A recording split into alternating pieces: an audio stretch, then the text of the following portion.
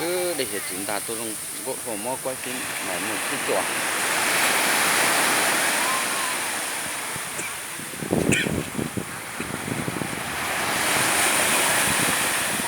chỗ cho này con bị quá con này bao nhiêu càng được của quá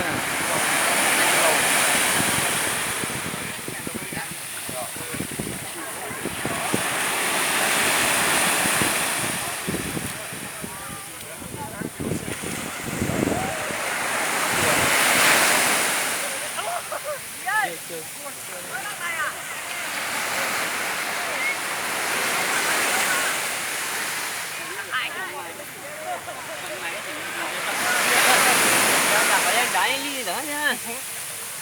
Không được có đấy. Đây này đây là đáy đi. Cái gì xuống? Cái mẹ mua để to, chúng mình để to.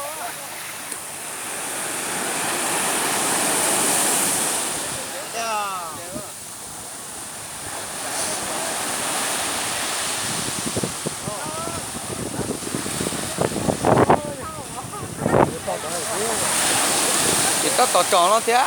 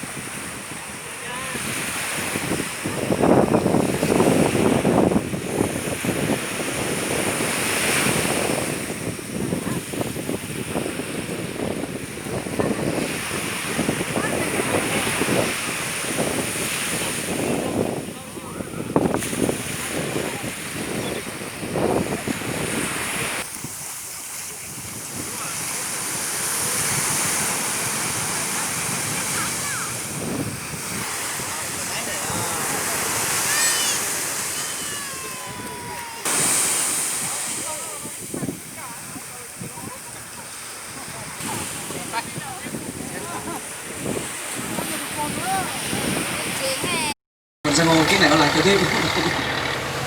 Dạ lắm. Dạ thẳng các bạn luôn.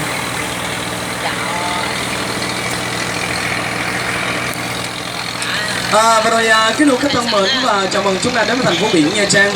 Và ngay từ giờ thì chúng ta lòng nhớ tàu chúng ta đi và trên này nó có tên tàu là tàu Con Sẻ Tre số 17 và mang biển số H5N1 là tàu của mình đi trong ngày hôm nay. Chúng ta nhớ giùm em hơn. Và ngay từ giờ em xin phép giới thiệu và em tên là Vinh, là hướng dẫn đoàn cho chúng ta. Và chúng ta nhớ giùm cho em là chữ Vinh trong từ thành phố Vinh nha người nha. Chúng ta phải lòng nhớ giùm cho em hơn. Vậy rồi hiện tại bên tàu chúng ta bên đây chúng ta thấy được cái tàu con tàu này lớn nhất ở đây. Hiện tại tàu này là chuyên phục vụ cho khách Nga. Nó chỉ phục vụ cho đúng người Nga thôi, còn bất kỳ người nào cũng vậy, chúng ta có tiền thì các vẫn không được đi. Tại vì đây là cái tàu này chuyên sản xuất ra phục vụ cho những người chủng tộc của họ, mọi người ha. Và cái thông mệnh và ngay từ giờ thì chúng ta lòng cho em hỏi là chưa đây là chúng ta qua Vinpearl đúng không ạ? Thì ngay từ giờ chúng ta di chuyển trực tiếp qua khu vực cáp treo của nó thì chúng ta lòng cho em hỏi là chúng ta biết gì về Vinpearl chưa? chưa Dạ biết gì chưa? chưa Dạ chưa đúng không ạ? Và rồi cái thông mệnh và cáp treo của nó đây là hệ thống cáp treo được khánh thành lên ngày 10 tháng 3 năm 2007 và bao gồm 65 cabin. Trong 1 tiếng đồng hồ có thể trung chuyển từ 1.000 đến 1.500 lượng khách trên 1 giờ. Và nó bao gồm 9 trụ, chúng ta đếm ngoài trời chỉ có 7 trụ thôi. Nó còn 2 trụ gốc, 1 trụ bên đảo và 1 trụ ở bên đất liền. Và đặc biệt đó thì chúng ta biết rồi, cáp treo này nhìn nó đơn giản vậy thôi, mang trong người 3 kỷ lục trên toàn thế giới. Và kỷ lục đầu tiên, đây là hệ thống cáp treo nhớ dùm cho Vinh là vượt biển dài nhất thế giới, chứ không phải là cáp treo dài nhất thế giới.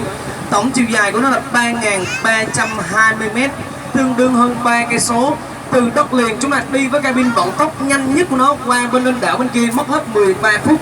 Và từ trên cabin rớt xuống mặt nước biển trong vòng 3 giây. Dạ, quý khách nào mà chúng ta ốm á, thì lững lờ 5 giây. Ai mà to con còn 2 giây. Dạ, kỷ lục đầu tiên. Và kỷ lục thứ hai, đây là hệ thống cáp treo như Vinh đã nói rồi, có cabin chứa số người nhiều nhất. Và cái thông mệnh mà chúng ta đi du lịch, thí dụ như chúng ta ở Bà Nà hoặc Đà Lạt chúng ta đi Cabin chứa được 4 đến 6 người đến 8 người. Riêng cabin thành phố biển Nha Trang của chúng em chứa được 10 đến 12 người, trân dụng cho những ngày lễ và giờ cao điểm. Nhưng trên tầng họ chỉ cho đi 8 người thôi. Khi nào đông quá thì họ mới cho mức đó, nhưng mà để cho mức an toàn. Và trên mỗi cabin đều ghi ký kết hợp đồng là số lượng là 10 người, nhưng 10 người này là số đo của 10 người Nga. Và chính vì số ký của 10 người Nga này nó tương đương 14 người Việt Nam của chúng ta. Mọi người ơi, và nó chịu được sức gió của bão cấp 7 ngay vực đây. Và cách đây khoảng chừng 4 năm thì bão cứ vào trong này là bão cấp 7, nhưng hiện tại các chị em chúng em vẫn hoạt động chơi như đá, vẫn như đồng. Và từ kỷ lục thứ hai của nó lên được kỷ lục thứ ba của nó, đó chính là giá tiền đền bù cho một cabin lớn nhất thế giới 12 tỷ đồng, chi cho tổng số người trong một cabin nếu có trục trặc gì xảy ra.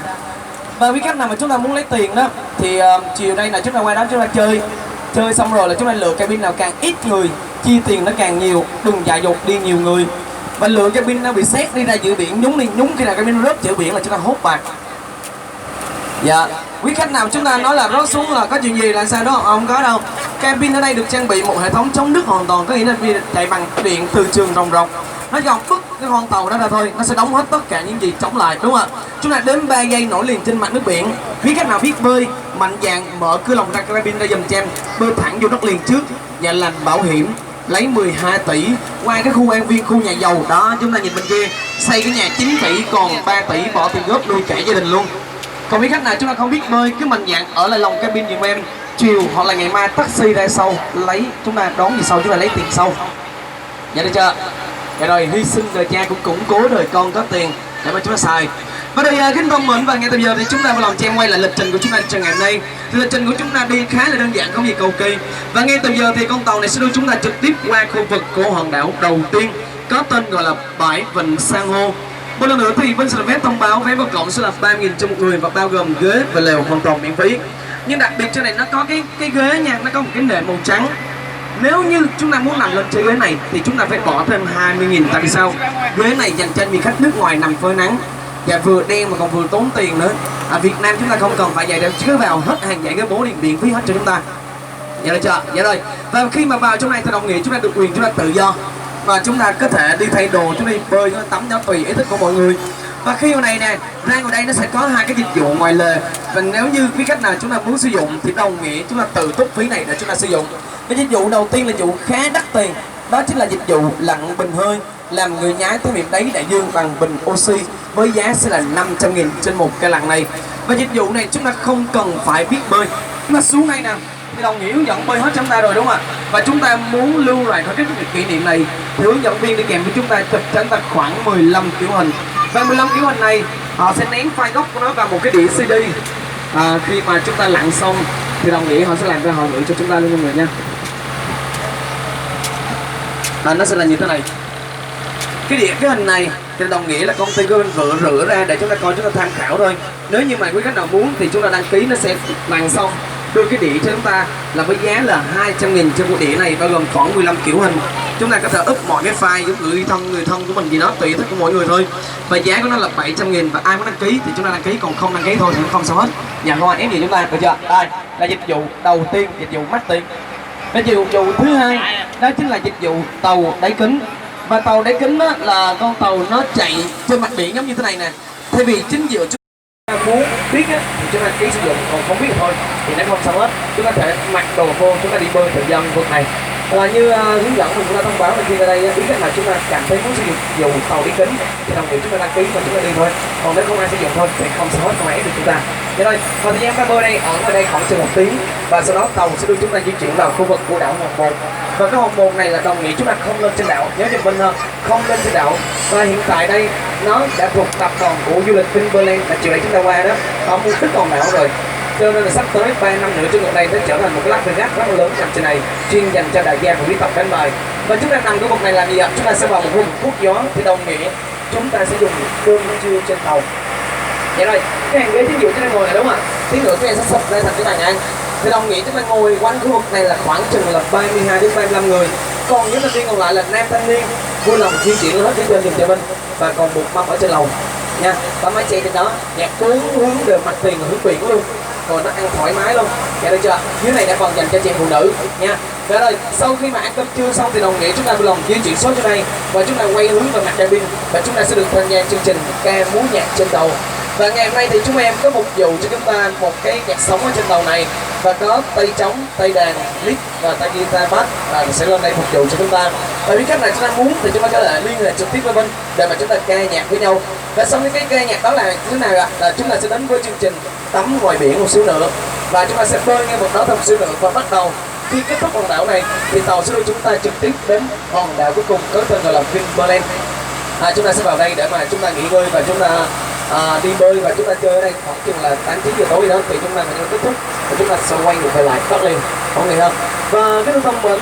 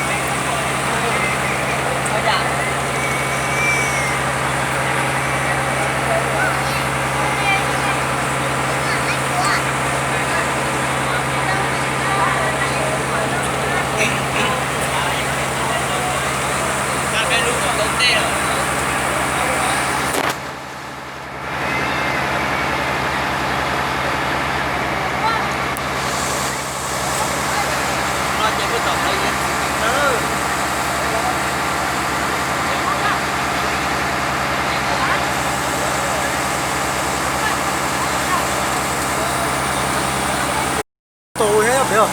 Cua là Luôn tôi nó bóng hồ đó. cái Có gì tôi nó bóng hồ vậy. bóng hồ chế kỷ niệm cái biển đấy à. Bóng hồ thì chỉ có chủ chứ. Nó bán này nó bị chọc luôn. phải tránh luôn phải ỏ. Chúng ta biết chúng tôi phải nói biết tôi bên đó nữa. Bên nào tôi vẫn chiếu. Thế chỉ tôi phải nào à?